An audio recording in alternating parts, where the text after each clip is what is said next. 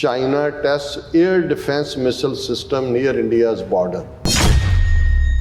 Short range surface to air defense missile system ਜਿਹੜਾ ਹੈ ਉਹ ਸਿੰਗਕਿਆਂਗ ਮਿਲਟਰੀ ਕਮਾਂਡ ਦੇ ਥੱਲੇ ਕੋਰਾਕਰਮ ਪਲੇਟਿਊ ਰੀਜਨ ਦੇ ਵਿੱਚ ਇੰਡੀਆ ਬਾਰਡਰ ਦੇ ਨੇੜੇ ਉਹਨਾਂ ਨੇ ਕੀਤਾ ਵੀ 15 ਅਗਸਤ ਨੂੰ। The footage of the tests in high altitude region about 4,500 meter was broadcast on August 15 and appeared to be HQ-7A air defense missile, part of an integrated system that can fit in a single vehicle. Chinese officials ने कहा भी ਅਸੀਂ 15 ਅਗਸਤ ਨੂੰ ਕਿਉਂ ਚੁਣਿਆ ਕੋਰਾਕਰਮ ਇਸ part ਨੂੰ ਕਿ ਇਹ ਅਸੀਂ show of deterrence was aimed at India-US high altitude exercises to be held in October. The live fire drill was broadcast on state channel India Central Television on the morning of August 15 as India marked the 75th anniversary of independence.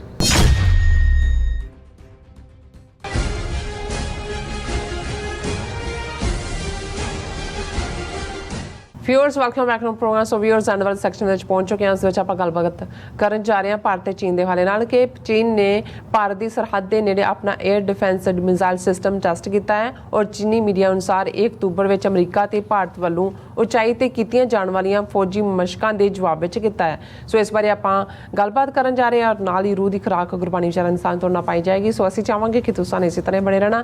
ਦੇਖਣ ਸੁਣ ਲਈ ਲਿਖਣ ਲਈ ਤੁਹਾਡਾ ਸਭ ਦਾ ਬਹੁਤ ਬਹੁਤ ਸ਼ੁਕਰੀਆ ਜੀ। ਡਾਕਟਰ ਸਾਹਿਬ ਕੀ ਕਹਿਣਾ ਚਾਹੋਗੇ?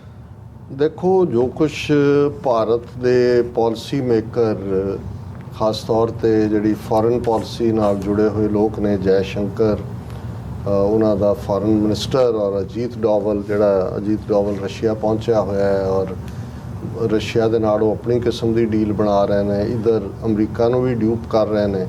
ਅਮਰੀਕਾ ਨੂੰ ਵੀ ਲੱਗਦਾ ਵੀ ਸਾਡਾ ਇਹ ਰਿਲਾਇਬਲ ਪਾਰਟਨਰ ਹੈ।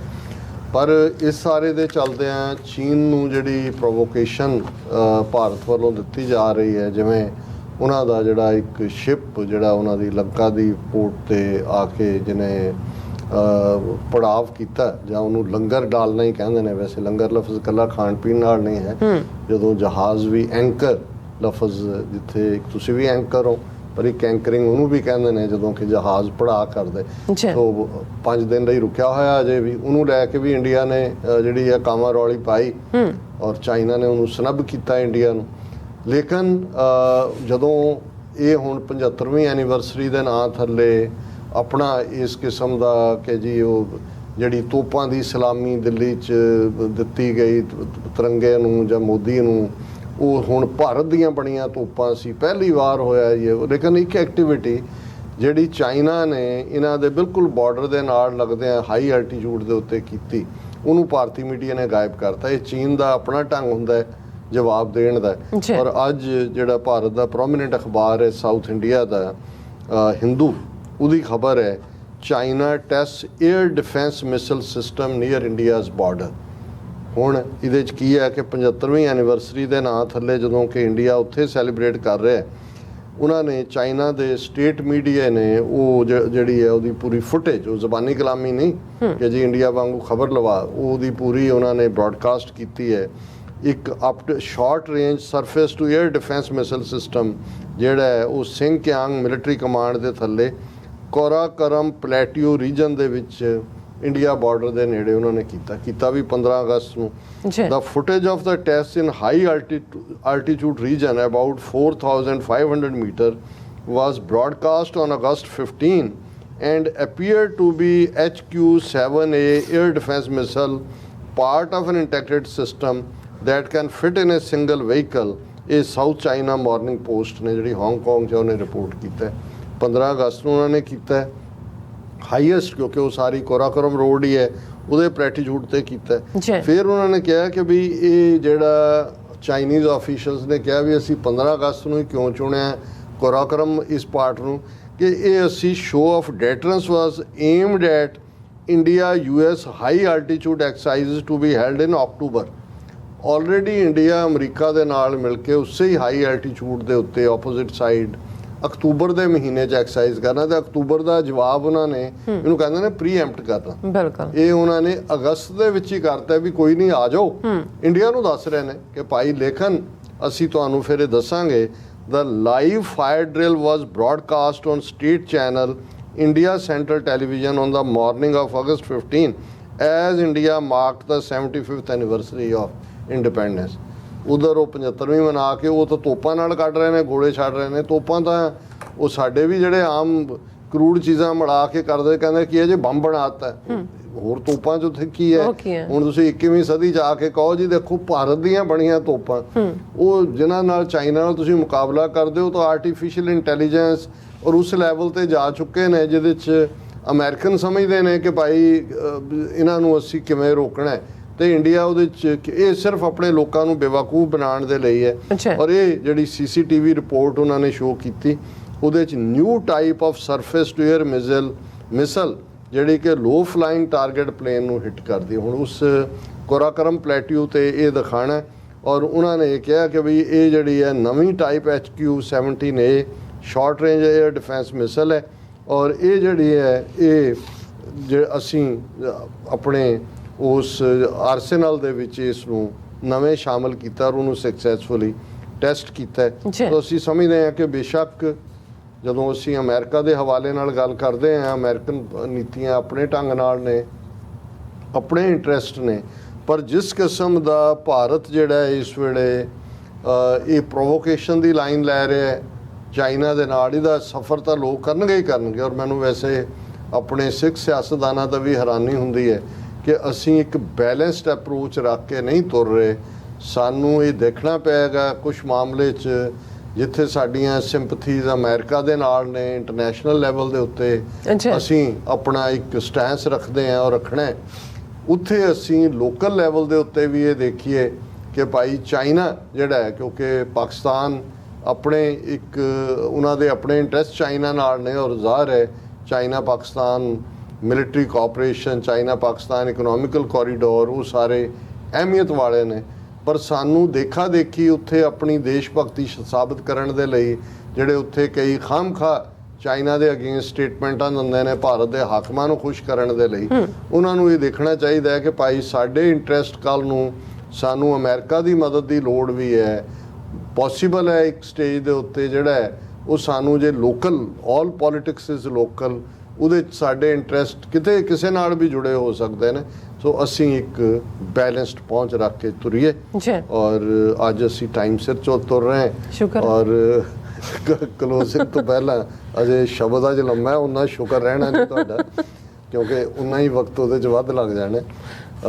ਅੱਜ ਅਸੀਂ ਮਹੱਲਾ ਪਹਿਲਾ ਗੁਰੂ ਨਾਨਕ ਪਾਤਸ਼ਾਹ ਦਾ ਸ਼ਬਦ ਹੈ, ਔਰ ਇਹਦੇ 'ਚ ਇਹਦੀ ਵਿਚਾਰ ਕਰਨ ਤੋਂ ਪਹਿਲਾਂ ਮੈਂ ਇਹ ਦੱਸਦੇ ਹਾਂ ਕਿ ਵੀ ਜਦੋਂ ਅਸੀਂ ਰੂਹਾਨੀਅਤ ਦੀ ਦੁਨੀਆ ਨੂੰ ਜਾਂ ਰੂਹਾਨੀ ਮੈਸੇਜ ਗੁਰੂ ਸਾਹਿਬ ਨੇ ਸਮਝਾਉਣਾ ਹੈ, ਜਾਂ ਭਗਤ ਜਨਾਂ ਨੇ, ਜਾਂ ਜਿਨ੍ਹਾਂ ਦੀ ਬਾਣੀ ਗੁਰੂ ਗ੍ਰੰਥ ਸਾਹਿਬ 'ਚ ਹੈ, ਤੇ ਉਹ ਉਸੇ ਹੀ ਉਦਾਹਰਣ ਨੂੰ, ਐਗਜ਼ੈਂਪਲ ਨੂੰ, ਅਲੰਕਾਰ ਨੂੰ, ਮੈਟਾਫਰ ਨੂੰ ਇਸਤੇਮਾਲ ਕਰਨਗੇ ਜਿਹੜਾ ਆਮ ਲੋਕਾਂ ਦੀ ਸਮਝ ਦੇ ਵਿੱਚ ਹੈ, ਆਮ ਲੋਕਾਂ ਦੇ ਵਿੱਚ ਵਿਚਾਰਿਆ ਜਾਂਦਾ।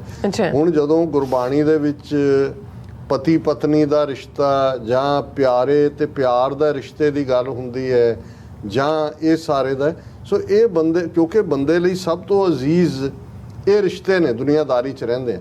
ਹੁਣ ਜੇ ਰੱਬ ਨਾਲ ਮੁਹੱਬਤ ਦੀ ਗੱਲ ਸਮਝਾਣੀ ਹੈ ਤੇ ਫਿਰ ਤੁਹਾਨੂੰ ਇਹ ਜਿਹੜਾ ਈਡੀਅਮ ਹੈ ਇਸ ਦਾ ਇਸਤੇਮਾਲ ਕਰਨਾ ਪੈਂਦਾ ਹੈ, ਇਹ ਦੱਸਣ ਦੇ ਲਈ ਕਿ ਭਾਈ ਇਹ ਤਾਂ ਦੁਨਿਆਵੀ ਇਸ਼ਕ ਹੈ, ਦੁਨਿਆਵੀ ਪਿਆਰ ਹੈ। ਇਸ ਲਈ ਜਦੋਂ ਇਸ਼ਕ ਹਕੀਕੀ ਦੀ ਗੱਲ ਹੈ, ਹੁਣ ਬੇਸ਼ੱਕ ਜਿਵੇਂ ਵਾਰਿਸ ਸ਼ਾਹ ਦੀ ਹੀਰ ਹੈ, ਵਾਰਿਸ ਸ਼ਾਹ ਇੱਕ ਸੂਫੀ ਫਕੀਰ ਹੈ, ਉਹ ਕੋਈ ਦੁਨਿਆਵੀ ਜਿਹੜਾ ਉਸ ਦੁਨੀਆ 'ਚ, ਪਰ ਸਮਝਾਉਣ ਦੇ ਲਈ ਜਦੋਂ ਹੀਰ ਰਾਂਝਾ ਜਿਹੜਾ ਇਸ਼ਕ ਮਿਜ਼ਾਜੀ ਦੀ ਲਾਈਨ ਹੈ ਉਹਨੂੰ ਇਸਤੇਮਾਲ ਕਰਦਾ ਹੈ, ਤੇ ਫਿਰ ਉਹਦੇ 'ਚੋਂ ਵੀ ਕਿਤੇ ਨਾ ਕਿਤੇ ਇਸ਼ਕ ਹਕੀਕੀ ਦਾ ਮੈਸੇਜ ਦੇਣ ਦੀ ਕੋਸ਼ਿਸ਼ ਹੁੰਦੀ ਹੈ ਕਿ ਰਾਂਝਾ ਰਾਂਝਣ ਆਖਦੀ ਮੈਂ ਆਪੇ ਰਾਂਝਾ ਹੋਈ, ਸੱਦੋ ਨੀ ਮੈਨੂੰ ਧੀਦੋ ਰਾਂਝਾ, ਹੀਰ ਨਾ ਆਖੋ ਕੋਈ। ਹੁਣ ਇਹ ਇਸ਼ਕ ਮਿਜ਼ਾਜੀ ਦਾ ਉਹ ਲੈਵਲ ਜਿਹੜਾ ਇਸ਼ਕ ਹਕੀਕੀ ਨੂੰ ਬਿਆਨਦਾ ਹੈ ਕਿ ਜਦੋਂ ਅਸੀਂ ਰੱਬ ਕਰਦੇ ਹਾਂ, ਰੱਬ ਰੂਪ ਹੋ ਜਾਂਦੇ ਆ, ਰੱਬ ਦੇ ਵਿੱਚ ਹੀ ਆ ਜਾਂਦੇ ਆ, ਫਿਰ ਸਾਡਾ ਉਹ ਪਾਰਟ ਬਣ ਜਾਂਦਾ ਹੈ ਜਿਸ ਨੂੰ ਕਬੀਰ ਸਾਹਿਬ ਨੇ ਫਰਮਾਇਆ ਕਿ ਮੇਰਾ ਮੁਝ ਮੇਂ ਕਿਛ ਨਹੀਂ, ਜੋ ਕਿਛ ਹੈ ਸੋ ਤੇਰਾ, ਤੇਰਾ ਤੁਝ ਕੋ ਸੌਂਪਤੇ ਕਿਆ ਲਾਗੇ ਮੇਰਾ। तू करता तू हुआ, मुझ में रहा न हूँ, जब आपा पर का मिट गया, जत देखा तत तू। ਇਹ ਹੁਣ ਇਹ ਸ਼ਬਦ ਦੀ ਕਿਉਂਕਿ ਸਾਰੀ ਵਿਚਾਰ ਇਸ ਅਲੰਕਾਰ ਦੇ ਦੁਆਲੇ ਘੁੰਮਦੀ ਹੈ, ਇਸ ਲਈ ਇਹ ਜ਼ਰੂਰੀ ਹੈ ਕਿ ਅਸੀਂ ਇਸ ਨੂੰ ਇਸ ਰੰਗ ਦੇ ਵਿੱਚ ਇਸ ਨਜ਼ਰ ਦੇ ਨਾਲ ਹੀ ਸਮਝਣ ਦੀ ਕੋਸ਼ਿਸ਼ ਕਰੀਏ। ਜੀ। ਸਭੇ ਕੰਤ ਮਹੇਲੀਆਂ, ਸਗਲੀਆਂ ਕਰੇ ਸ਼ਿੰਗਾਰ, ਗਣਤ ਗਣਾਵਣ ਆਈਆਂ, ਸੂਹਾ ਵੇਸ ਵਿਕਾਰ, ਪਾਖੰਡ ਪ੍ਰੇਮ ਨਾ ਪਾਈਐ, ਖੋਟਾ ਪਾਜ ਖੁਆਰ, ਹਰ ਜਿਉ ਇਉ ਪਿਰ ਰਾਵੈ ਨਾਰ, ਤੁਧ ਭਾਵਨ ਸੁਹਾਗਣੀ, ਆਪਣੀ ਕਿਰਪਾ ਲੈ ਸਵਾਰ ਰਹਾ। ਜੀ। ਹੁਣ ਇਹ ਇਵੇਂ ਹੀ ਹੈ, ਰੂਹਾਂ ਜਦੋਂ ਜਿਹੜੀਆਂ ਨੇ, ਨਾਰ ਦੀ ਗੱਲ ਹੈ, ਮਲਟੀਪਲ ਵਿਮਨ ਦਾ ਈਡੀਅਮ ਇਸਤੇਮਾਲ ਹੋਇਆ ਕਿ ਇੱਕ ਪਿਰ ਹੈ, ਇੱਕ ਪਿਆਰ ਹੈ, ਉਹਨੂੰ ਰਿਝਾਉਣ ਦੇ ਲਈ ਅੱਡ ਅੱਡ ਇਸਤਰੀਆਂ ਆਪੋ ਆਪਣੇ ਢੰਗ ਦੇ ਨਾਲ ਪ੍ਰਵਾਨ ਹੋਣ ਦੇ ਲਈ ਯਤਨਸ਼ੀਲ ਨੇ। ਲੇਕਿਨ ਕਿਵੇਂ ਉਹ ਆਪਣੇ ਪਿਰ ਨੂੰ ਕੌਣ ਰਿਝਾ ਸਕੇਗੀ, ਇਹ ਰੂਹਾਨੀ ਰੂਹਾਂ ਦੀ ਗੱਲ ਹੈ ਕਿ ਭਾਈ ਅਸੀਂ ਦੁਨੀਆਦਾਰੀ ਰੂਹਾਂ ਰੱਬ ਤੋਂ ਵਿਛੜੀਆਂ ਹੋਈਆਂ, ਇੱਕ ਸਾਡਾ ਪਿਰ ਹੈ, ਇੱਕ ਪਿਆਰ ਹੈ, ਇੱਕ ਖਸਮ ਹੈ, ਮਾਲਕ ਹੈ, ਪਰਵਰਦਗਾਰ ਹੈ। ਅਸੀਂ ਸਾਰੇ ਯਤਨ 'ਚ ਹੈ ਕਿ ਕਿਵੇਂ ਉਸ ਪਿਆਰੇ ਨੂੰ ਰਿਝਾਣਾ ਹੈ।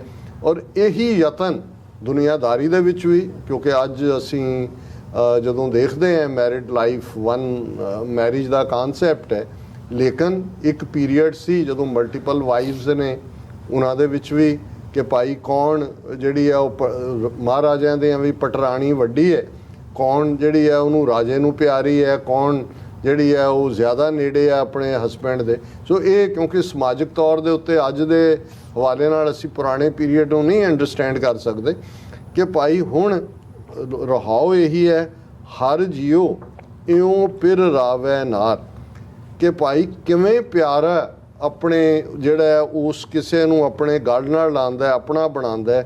ਤੁਧ ਭਾਵਨ ਸੁਹਾਗਣੀ, ਆਪਣੀ ਕਿਰਪਾ ਲੈ ਸਵਾਰ, ਕਿ ਅਲਟੀਮੇਟਲੀ ਕਿਹਨੂੰ ਉਹਨੇ ਸੁਹਾਗਨ ਬਣਾਉਣਾ ਹੈ, ਆਪਣੇ ਨੇੜੇ ਕਰਨਾ ਹੈ। ਇਹ ਵਾਹਿਗੁਰੂ ਦੇ ਕੋਲ ਹੈ, ਉਹ ਆਪਣੀ ਕਿਰਪਾ ਦੇ ਨਾਲ ਜਿਨ੍ਹਾਂ ਦੇ ਵਿੱਚ, ਜਿਨ੍ਹਾਂ ਰੂਹਾਂ 'ਚ ਉਹ ਗੁਣ ਭਰ ਦਿੰਦਾ ਹੈ ਕਿ ਉਹ ਰੱਬ ਦੇ ਕਰੀਬ ਹੋ ਜਾਂਦੀਆਂ ਨੇ, ਰੱਬ ਦੇ ਗੁਣਾਂ ਨਾਲ ਅਮੀਰ ਹੁੰਦੀਆਂ ਨੇ, ਉਹੀ ਰੱਬ ਨੂੰ ਪਿਆਰੀਆਂ ਰੂਹਾਂ ਹੁੰਦੀਆਂ ਨੇ। ਹੁਣ ਕਿ ਭਾਈ ਸਾਰੇ ਸਭੇ ਕੰਤ ਮਹੇਲੀਆਂ, ਸਗਲੀਆਂ ਕਰੇ ਸ਼ਿੰਗਾਰ, ਕਿ ਸਾਰੀਆਂ ਹੀ ਸ਼ਿੰਗਾਰ ਕਰ ਰਹੀਆਂ ਨੇ, ਅੱਡੋ ਅੱਡ ਤਰੀਕੇ ਨਾਲ ਸਜਦੀਆਂ ਨੇ, ਪਰ ਔਰ ਕਈਆਂ ਗਣਤ ਗਣਾਵਣ ਆਈਆਂ, ਸੂਹਾ ਵੇਸ ਵਿਕਾਰ, ਕਿ ਬਹੁਤ ਵਾਰੀ ਆਪਣਾ ਸੂਹਾ ਰੰਗ ਜਿਹੜਾ ਅਟਰੈਕਟਿਵ ਹੁੰਦਾ ਹੈ ਉਸ ਦਾ ਪਹਿਰਾਵਾ ਹੈ, ਜਾਂ ਹੋਰ ਆਪਣੀਆਂ ਗਿਣਤੀਆਂ ਮਿਣਤੀਆਂ ਨੇ। ਲੇਕਿਨ ਇਹ ਸਾਰੇ ਜਿਹੜੇ ਨੇ ਇਹ ਵਿਕਾਰਾਂ ਵੱਲ ਤੱਕਣ ਵਾਲੀ ਲਾਈਨ ਵੱਲ ਜਾਣ ਵਾਲੀ ਗੱਲ ਹੈ। ਪਾਖੰਡ ਪ੍ਰੇਮ ਨਾ ਪਾਈ ਹੈ, ਖੋਟਾ ਪਾਜ ਖੁਆਰ, ਕਿ ਬਾਹਰੋਂ ਇਹ ਹੁਣ ਸਾਡੇ ਵਰਗਿਆਂ ਲਈ ਹੈ ਜਿਹੜੇ ਅਸੀਂ ਬਾਰੂਨੀ ਤੌਰ ਦੇ ਉੱਤੇ ਮਜ਼ਹਬੀ ਹੋਣ ਦਾ ਦਮ ਭਰਦੇ ਹੈ। ਲੋਕਾਂ ਦੇ ਵਿੱਚ ਵੀ ਸਾਡੀ ਇਹ ਸੋਭਤ ਹੁੰਦੀ ਹੈ ਜੀ, ਬੰਦਾ ਬੜਾ ਧਰਮੀ, ਦੇਖੋ ਜੀ ਬੜਾ ਜਿਹੜਾ ਉਹ ਨਿਤਨੇਮ, ਲੇਕਿਨ ਅਸੀਂ ਦਿਲੋਂ ਖੋਟੇ ਹੁੰਦੇ ਹਾਂ। ਸਾਡੇ 'ਚ ਉਹੀ ਜਿਹੜਾ ਹੈ ਪਖੰਡ ਪ੍ਰੇਮ ਨਾ ਪਾਈ ਹੈ, ਕਿ ਗੁਰੂ ਸਾਹਿਬ ਨੇ ਫਰਮਾਇਆ ਕਿ ਪਖੰਡ ਦੇ ਨਾਲ ਪਿਆਰਾ ਨਹੀਂ ਮਿਲਦਾ। ਇਹ ਜਿਹੜਾ ਖੋਟਾ ਪਾਜ ਖੁਆਰ, ਇਹ ਜਿਹੜੀਆਂ ਨੇ ਖੋਟੀਆਂ ਚੀਜ਼ਾਂ ਅਸੀਂ ਕਰਦੇ ਹਾਂ, ਇਹ ਸਾਨੂੰ ਤਬਾਹ ਕਰਦੀਆਂ ਨੇ, ਰੱਬ ਦੇ ਨੇੜੇ ਨਹੀਂ ਲੈ ਕੇ ਜਾਂਦੀਆਂ। ਗੁਰ ਸ਼ਬਦੀ ਸਿਗਾਰੀ ਹੈ, ਤਨ ਮਨ ਪਿਰ ਕੈ ਪਾਸ, ਦੋਏ ਕਰ ਜੋੜ ਖੜੀ ਤੱਕੈ, ਸੱਚ ਕਹਿ ਅਰਦਾਸ, ਲਾਲ ਰੱਤੀ ਸੱਚ ਭੈ ਵਸੀ, ਭਾਏ ਰੱਤੀ ਰੰਗ ਰਾਸ। ਹੁਣ ਕਿਹੜੀ ਰੰਗੀ ਹੋਈ ਰੂਹ ਹੈ, ਕਿਹਨੇ ਪਿਆਰੇ ਦੇ ਰੰਗ 'ਚ ਰੰਗਿਆ ਜਾਣਾ ਹੈ, ਪਿਰ ਨੇ ਉਹਨੂੰ ਰਾਵਣਾ ਹੈ, ਪਿਰ ਨੇ ਉਸ ਨੂੰ ਪਿਆਰਨਾ ਹੈ। ਗੁਰ ਸ਼ਬਦੀ ਸਿੰਗਾਰੀ ਹੈ, ਕਿ ਜਿਹੜੀਆਂ ਰੂਹਾਂ ਗੁਰੂ ਦੇ ਸ਼ਬਦ ਦੀ ਕਮਾਈ ਦੇ ਨਾਲ ਸ਼ਿੰਗਾਰ ਕਰਦੀਆਂ ਨੇ। ਤਨ ਮਨ ਪਿਰ ਕੈ, ਜਿਨ੍ਹਾਂ ਨੇ ਇਹ ਮਿਥ ਲਿਆ ਕਿ ਤਨ ਮਨ ਤਨ ਸਭ ਸੌਂਪ ਗੁਰ ਕੋ, ਹੁਕਮ ਮੰਨੀਏ ਭਾਈ ਹੈ। ਇਹ ਗੁਰੂ ਦੇ ਅੱਗੇ ਆਪਣਾ ਤਨ ਮਨ ਤਨ ਰੱਖ ਕੇ ਦੋਏ ਕਰ ਜੋੜ ਖੜੀ ਤੱਕੈ, ਹਮੇਸ਼ਾ ਉਹ ਬੇਨਤੀ ਭਾਵ ਦੇ ਵਿੱਚ, ਦੁਆ ਦੇ ਵਿੱਚ ਰਹਿੰਦੀਆਂ ਨੇ ਰੂਹਾਂ। ਸੱਚ ਕਹਿ ਅਰਦਾਸ, ਉਹਨਾਂ ਦੇ ਅੰਦਰੋਂ ਨਿਕਲਿਆ ਜਿਹੜੀ ਹੈ ਉਹ ਸੱਚੀ ਅਰਦਾਸ ਨਿਕਲਦੀ ਹੈ, ਕਿਉਂਕਿ ਉਹਨਾਂ ਦੇ ਵਿੱਚ ਖੋਟ ਨਹੀਂ ਹੈ, ਉਹਨਾਂ ਨੇ ਕੋਈ ਜਿਹੜਾ ਉਹ ਪਿਲੱਤਣ ਨਹੀਂ ਚਾੜਿਆ ਹੋਇਆ, ਪਿਲਤਨ। ਲਾਲ ਰੱਤੀ ਸੱਚ ਭੈ ਵਸੀ, ਕਿ ਹੁਣ ਪਿਆਰ ਦਾ ਰੰਗ ਲਾਲ ਮੰਨਿਆ ਜਾਂਦਾ, ਇਸ ਲਈ ਈਵਨ ਦੁਨਿਆਵੀ ਇਸ਼ਕ ਮਜ਼ਾਜੀ ਵੇਲੇ ਵੀ ਵੈਲੈਂਟਾਈਨ ਡੇ ਦੇ ਉੱਤੇ ਤੁਹਾਨੂੰ ਰੈੱਡ ਰੋਜ਼ੇਜ਼ ਔਰ ਰੈੱਡ ਹਾਰਟ ਸਿੰਬਲ ਨਜ਼ਰ ਆਉਂਦੇ ਨੇ।